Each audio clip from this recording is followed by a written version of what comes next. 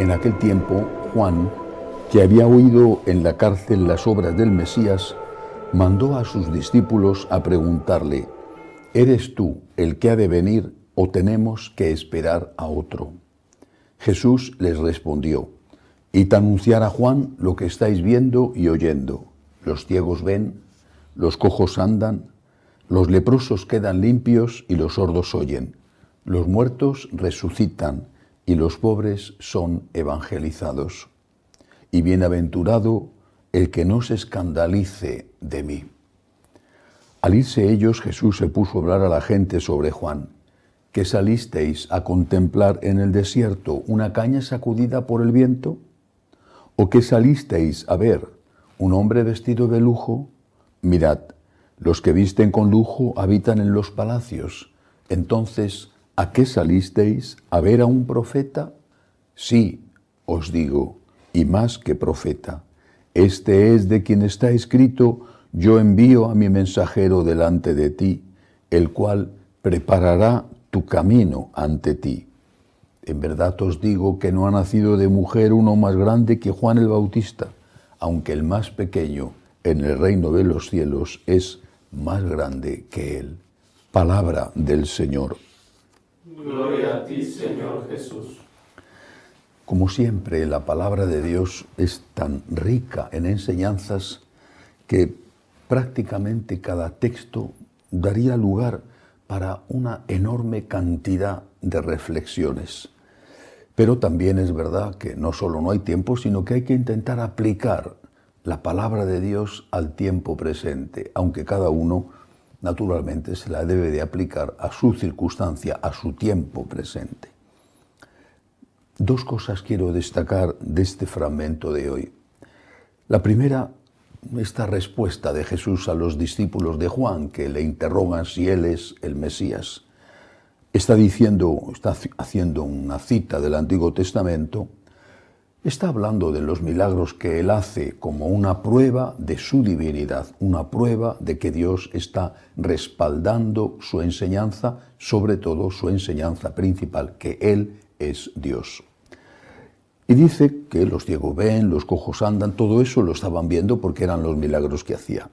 Pero termina diciendo algo que no era tan fácil de ver como un milagro, y sin embargo era para Jesús una señal de su divinidad. Los pobres son evangelizados. ¿Por qué? Porque quizá la atención se dedicaba sobre todo, quizá a veces únicamente, a los ricos.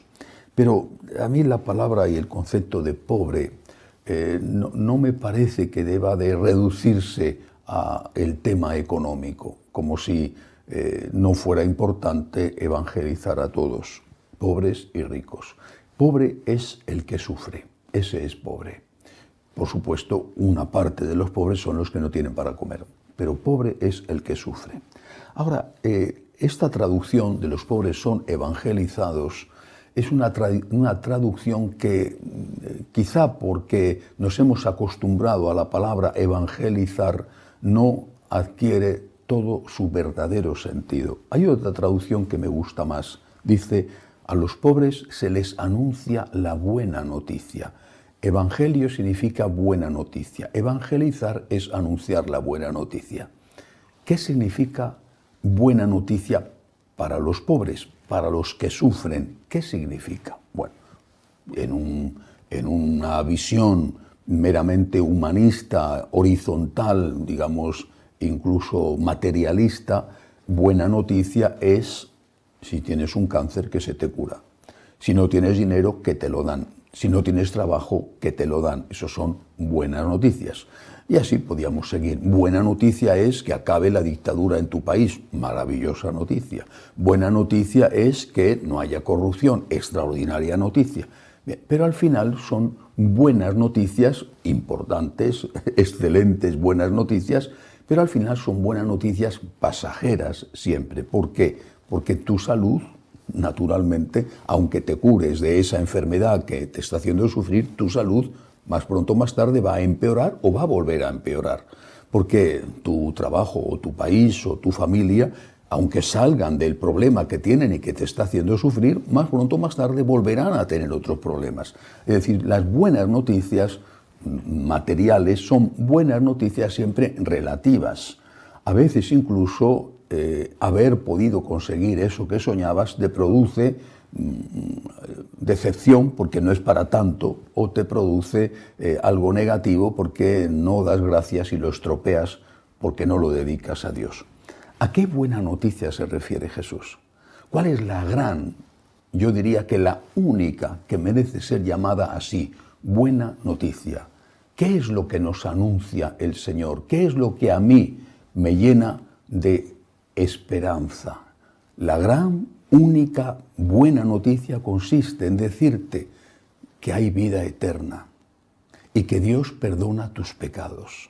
Esta es la buena noticia y esto se lo dice al Señor a todo el que sufre. Tú estás sufriendo, mira, el Señor a veces te curará de la enfermedad, otras veces no. Tú tienes un problema económico, el Señor a veces hará el milagro de que ese problema se resuelva con una obra de caridad, con un trabajo, y otras veces no. Pero para ti que sufres, para ti que lloras, para ti que lo estás pasando mal, o para ti que no lo estás pasando mal, aunque yo creo que todo el mundo tiene siempre algo que le hace sufrir, para ti, estés como estés, la buena noticia es: hay vida eterna. Para esto ha venido Jesús, para anunciarnos la existencia de la vida eterna y para anunciarnos que para entrar en esa vida eterna podemos contar con la misericordia divina. Esta es la buena noticia. Y esto se lo dice el Señor a todo el que sufre. Tú que estás sufriendo, hay vida eterna. Esta no es más que una mala noche en una mala posada. Esto pasa. Esto, dentro de un año, dentro de un mes, dentro de 10 años, esto pasará. Hay vida eterna. Y para poder estar en esa vida eterna, el Señor te regala su infinita y divina y potente, extraordinaria misericordia. Hay perdón para tus pecados, porque ese que viene, ese Jesús, es el Salvador, el Redentor, el Libertador, el que nos perdona los pecados. Naturalmente le perdona los pecados al que quiere que se lo perdone, si no, no puede obligarte. Al que le dice: Señor, perdóname, a ese le perdona los pecados. Es la mejor noticia. Alguno dirá: no, a mí eso me trae sin cuidado, me da igual, yo lo que quiero es tener más dinero, o yo lo que quiero es estar sano. Mañana tendrás un problema de otro tipo, mientras que esto que te dice el Señor, esta verdadera buena noticia, esta es para siempre, y es la única que te va a permitir vivir en paz, con alegría, incluso aunque estés sufriendo, incluso aunque siga la enfermedad, aunque sigan los problemas de tu familia o aunque sigas sometido a una dictadura horrorosa. Hay vida eterna, hay misericordia de Dios. Esta es la buena noticia que el Señor nos pide que proclamemos a todos y especialmente a los que sufren. Segunda cosa en la que quiero fijarme, dice a continuación Jesús: bienaventurados los que no se escandalicen de mí, dichosos los que no se escandalicen de mí. ¿Quién se escandaliza de Jesús? Al menos dos grandes grupos. Se escandaliza de Jesús el que cree que Jesús es su siervo, su empleado, su esclavo, y no le da lo que pide. Estoy enfermo, no me has curado, me escandalizo de ti, no quiero saber nada más de ti, yo me alejo de ti, yo entro en crisis de fe y todas esas historias. Ese se escandaliza de Jesús. ¿Y entonces qué le ocurre? ¿Qué ocurre cuando escupes al cielo? Pues que el escupitajo te cae en la cara. ¿Qué ocurre si tú, porque tienes un problema y no se te ha resuelto el problema, aunque has rezado, a saber cómo has rezado? Bueno, si tú dices: ahora me alejo de Dios, ¿qué ocurre? ¿Te vas a sentir mejor? ¿Se va a resolver el problema porque te alejes de Dios? Pues no. El problema seguirá, probablemente aumentará y tú estarás solo porque tú te has alejado de aquel que quería compartir contigo tu cruz para hacerla más ligera. Hay un grupo, por lo tanto, que se escandaliza de Jesús porque no ha entendido que Jesús es Dios y que ha venido a perdonar sus pecados y piensa que Jesús es un esclavo suyo, que está a sus órdenes, es el genio de la lámpara de Aladino, que frota la lámpara, sale el genio y te concede el deseo y le vuelves a meter en la lámpara y le pones un tapón a la lámpara para que el genio no se escape hasta la siguiente vez en que necesitas que el genio te satisfaga un deseo. Cristo es Dios, no es nuestro esclavo. Y el que se escandaliza porque no está a sus órdenes, se queda sin la ayuda que Dios le da y con los mismos problemas o mayores aún que los que tenía. Pero hay otro grupo que se escandaliza también de Jesús. Hay otro grupo, quizá más reciente. Este anterior es clásico, este otro es un poco más reciente. Se escandalizan de Jesús aquellos que no aceptan su mensaje. ¿Cómo puede este señor, dicen, cómo puede este personaje decir no al adulterio? Por favor, ¿en qué tiempo vive? Es de hace 2000 años. Decir no al divorcio, ¿pero quién se ha creído que es? Están escandalizándose de Jesús.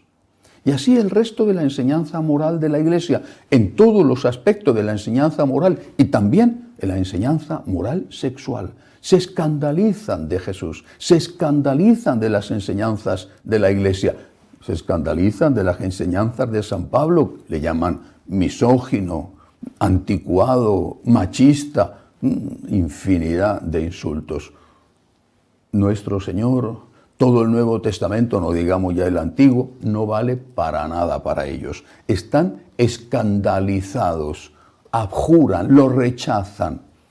Peor para ellos, porque se alejan de Jesús. No es que Jesús se aleja de ellos se alejan de Jesús. ¿Y qué sucede? Que se quedan solos.